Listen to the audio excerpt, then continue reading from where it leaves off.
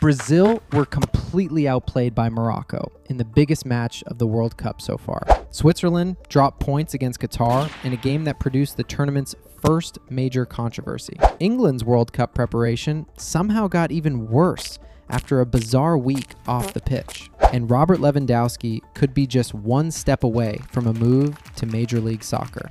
We're only a few days into the tournament, and it already feels like football is giving us something new to talk about every single day. Have you been watching the World Cup so far? Let's get into today's biggest stories.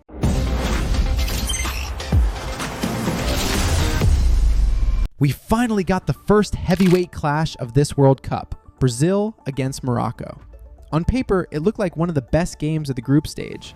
What nobody expected was Morocco being the better team for long stretches of the match.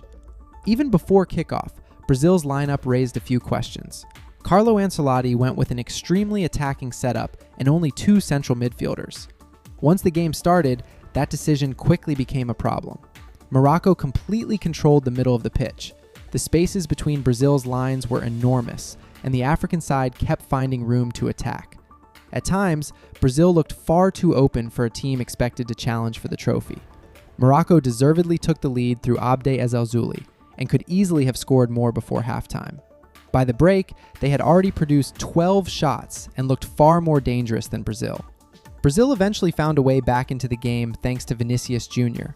The Real Madrid star scored from a tight angle with a finish that Madrid fans have seen many times before. In the end, Brazil escaped with a point. The result isn't a disaster. The performance is the real concern. Morocco looked organized, confident, and dangerous. Brazil looked like a team that still has plenty of work to do if it wants to win this World Cup.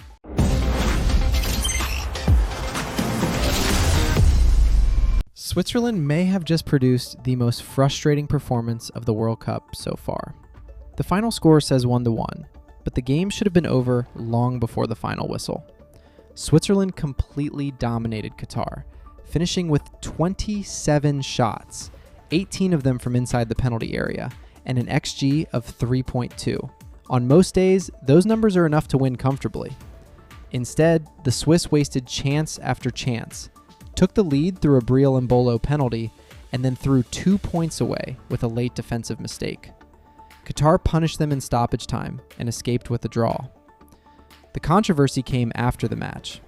According to former referee Anatoly Sinyev, the penalty that gave Switzerland the lead should never have been awarded because Remo Freuler was offside earlier in the move. He claims VAR officials trusted the automated system instead of checking the situation manually, and the technology failed.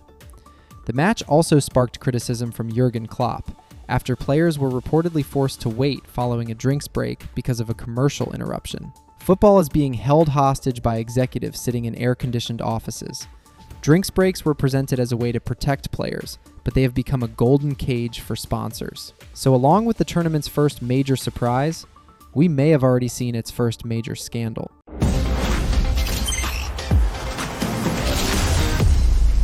England haven't even played their first match yet, and somehow they've already had one of the strangest World Cup preparations of any team in the tournament. The problem started near the team's training base in Kansas City, where a shooting left 9 people injured.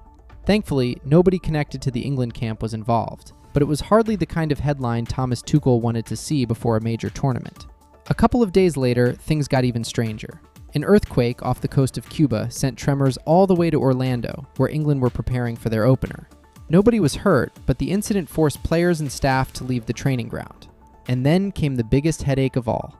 According to the Daily Mail, England had boots, training equipment, official World Cup balls, and even tactical boards stolen while their luggage was being transported to Kansas City. Police have already detained 2 suspects and recovered part of the missing equipment. At this point, England fans are probably hoping all the bad luck is being used up before the football actually starts.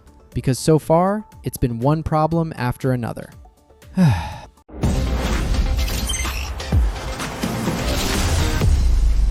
Robert Lewandowski could be much closer to MLS than many people expected. A month ago, the Polish striker announced his departure from Barcelona. Since then, he has been linked with clubs from Saudi Arabia, Turkey, Italy, and even England.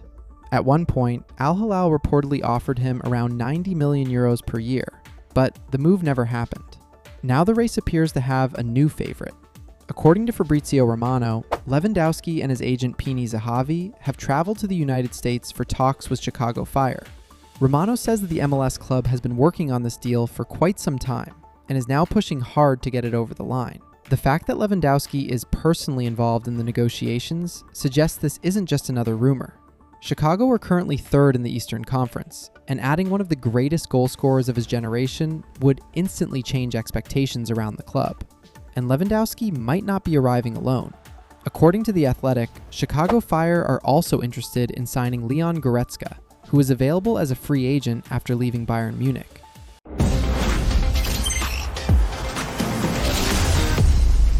Alvaro Arbeloa is set to begin the biggest challenge of his coaching career. According to The Athletic, all details of the deal have been agreed, and the former Real Madrid defender is expected to become Fulham's new manager. The move is part of a chain reaction that started when Real Madrid turned to Jose Mourinho.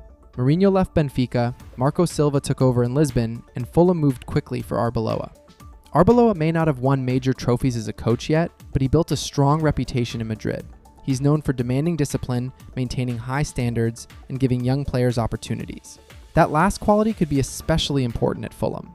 Premier League clubs spend huge money, but they still need academy players to succeed. Arbeloa helped several young talents move closer to the first team at Real Madrid, and Fulham will hope he can do the same in England. The expectations in London will be very different from those at Real Madrid, but for Arbeloa, this feels like the perfect opportunity to prove himself at the highest level. That's all for today. We've already had surprises, controversy, and a few warning signs for some of the tournament favorites, and the World Cup is only getting started. Let me know in the comments, which story caught your attention the most? Thanks for watching, enjoy the football, and I'll see you tomorrow.